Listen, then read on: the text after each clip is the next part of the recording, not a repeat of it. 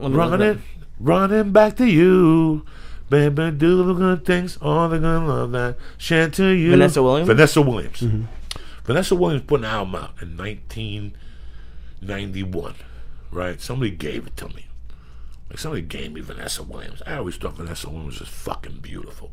I just love that. That's what a Cuban woman looks like. When they're mixed like that, they got that mulatto blood. I love all that shit. They do. That's what you call them, mulattoes. That's what they're called in Cuba. Esa mujer es mulata. That's what they're called. So I put the fucking CD in the car. Out of all the music, I liked Vanessa Williams' album. I don't know why. And it's that album that had Running Back to You and yeah, you know, I might go revisit it. I do remember she did have an album. One thing about that album was, it was all themed. That album was a constant, like, she wrote about love or whatever she was singing about in that fucking album, her revenge or her freedom. You know, Pat Benatar, Crimes of Passion. Listen to that fucking album. Listen to that side one. That's planned. The last song is a song you hate. Hell is for Children. Remember, you hate. That's the last song on the album. You know, the album was cool. The Marvin Gaye with "I Want You" on it. Which I think. Oh yeah. Because you know, you listen to the best stuff. Yes. But then you go back. Like, I just went and listened to that album. A couple weeks on a plane. On a plane, you know, I bought it before I got on the plane. You don't have time in your normal life. So what I do on a plane is I go to YouTube, I plug the speaker in, and I listen to a whole album. And I go, wow, that was fucking tremendous. Something we have forgotten in this country. Listen to the whole album. Well, now there's not thought. Now it's all about money. You got 8 songs? That's why this chick has a song every 6 weeks. She sucks a dick. The skinny blonde with the fucking disease. What's her name? Is it? I want to say Taylor, but it's Taylor Dane. Whatever. Taylor Swift. Taylor Swift. Yeah. She got a disease. Yeah, whatever the fuck. You gotta assume she's got a disease. She's always skinny and pale, and she got sores on her lips. She's got something. You know what I'm saying? She blew one of those dirty fucking actors or something. I never knew that. He's brutal. I never knew that albums were like an entire theme, or I thought it was just songs put together because they like the songs. I didn't. So if you listen to like the songs that we listened to before on Periscope, is it different for you if you only listen to one song versus the whole album? Do you feel different?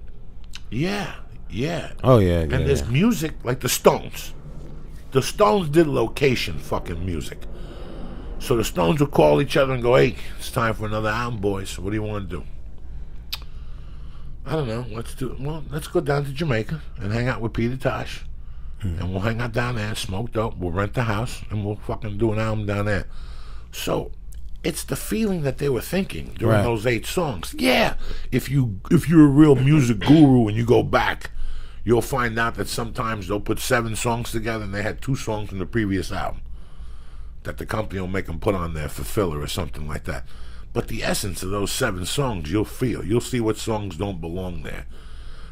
And you know whose point? He did it beautifully. Marvin Gaye. When Marvin Gaye released "I Want You," that was a piece of fucking Marvin Gaye that was the best Marvin Gaye. So all those songs on that album, that's the best Marvin Gaye. Oh yeah. I mean, the better Marvin Gaye was the one after the one before that, I think. Oh yeah. You're Sexual feeling. Whatever. No, that was after. That was after. I think before that was like, you know, stuff like the ecology. Right. Yeah. I'll tell you who else did a lot of albums that if you listen to, we get cheated. The youth of today gets cheated. Stevie Wonder. Stevie Wonder put out 4 songs, 4 albums in Motown towards the end with Motown, that they're like Pink Floyd's strength. Mm-hmm, yeah. Ending with Songs in the Key of Life in 76. Right. Ending with a double album. Okay, so if you don't buy those albums whole and listen to them, you know, there's just some people. Judas Priest, British Steel. Judas Priest, British Steel is a fucking phenomenal album. You know, Breaking the Law, the other one, and one goes into the other one, Metal Gods. It's fucking brilliant. Does it matter if you don't like a song on an album? Like, let's say it's your favorite album, but one song you just hate. Will you still listen to it, or does it affect your opinion of the album, or not really? No. Listen, man, listen. When I put an album out, not all the jokes you're gonna like, not all the fucking jokes, all right? Right. You're not gonna like all the goddamn jokes. So, but there's gonna be 6 to 7 jokes that you're gonna go, Oh, I get this now. He was talking about this as a theme. When I'm trying to write an album, first thing I got to write on a piece of paper is, what am I trying to say? What am I trying to say with this album? If you watch the 70s on CNN, Motown was putting out a particular sound for years.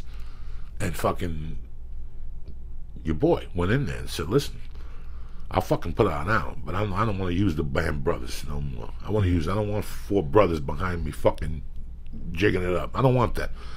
I want to tell you what's in my heart. And he put that song out about the war. Marvin Gaye. Yeah. What's the first one? What, Mercy? No, it's the... Not Mercy. What's Going On? What's Going On? Mm-hmm. And that broke the bank.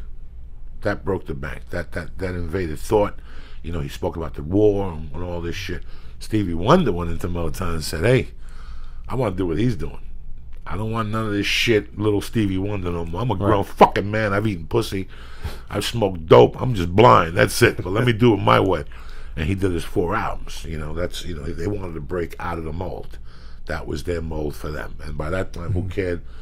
Michael Jackson was about to fucking sizzle the goddamn fucking world anyway in 1971. So, and he broke the bank with that first album, ABC, with I Want You Back and all that shit. But we don't do that no more.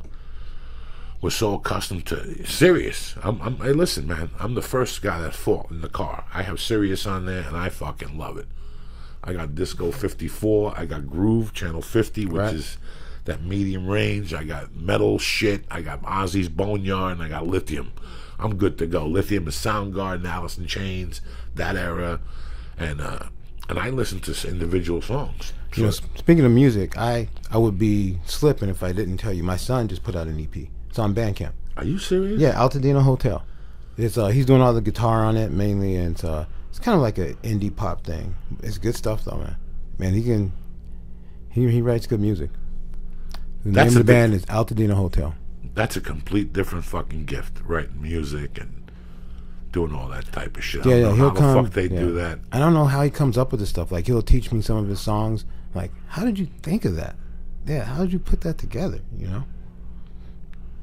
It was very interesting. Before the show, you were speaking about the show Vinyl, and I only saw the first episode, but they were talking about the main manager had one of his first clients was a black client who he like screwed out of. Like, they made him go under like a pseudonym, and they wouldn't let him record the songs he wanted to record. Right, they made him play Little Jimmy Little. We're going in like fucking Marines, you understand me? Welcome to church, motherfucker.